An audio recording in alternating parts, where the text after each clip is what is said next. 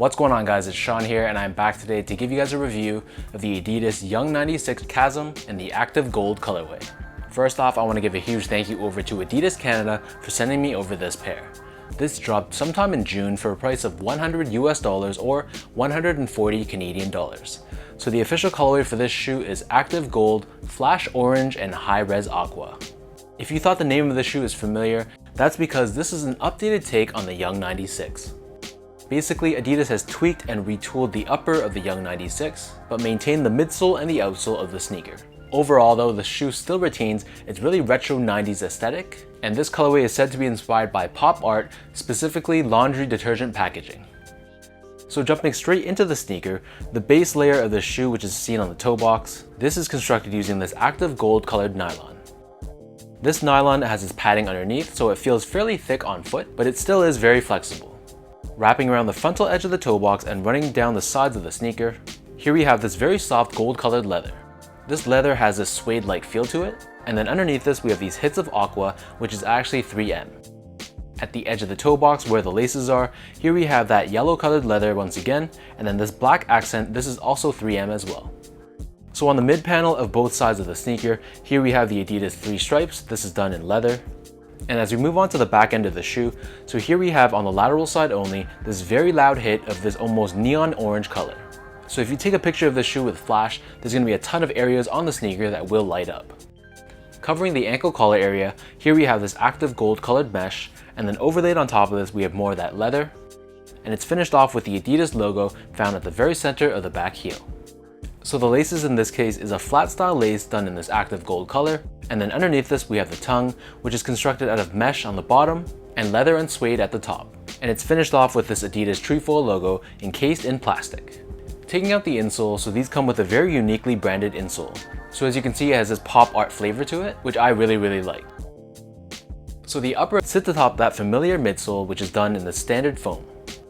The midsole itself has a very unique carved out pattern to it.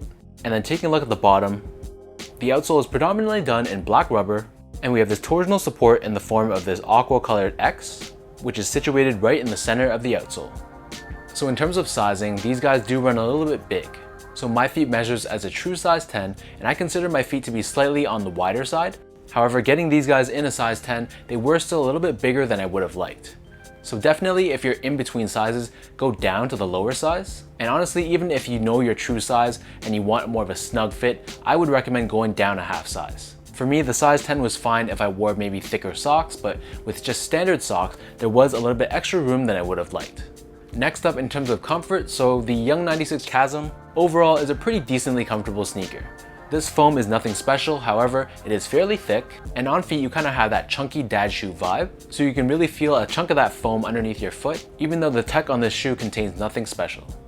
Last but not least, from a quality standpoint, so nothing too crazy about this shoe. The materials were pretty standard. However, given the lower price point of 100 US or 140 Canadian, I honestly wasn't too surprised about the quality.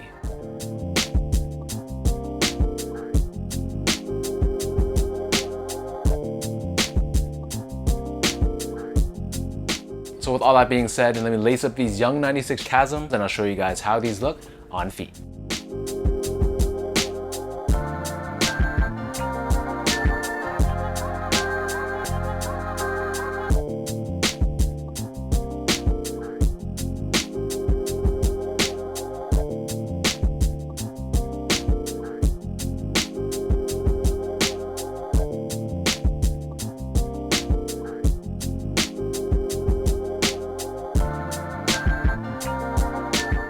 I gotta say that the Yung-96 Chasm is a step up from the original Yung-96. I personally didn't love that model, and I think that incorporating a bit more of this dynamic look to the upper really made this a better looking sneaker.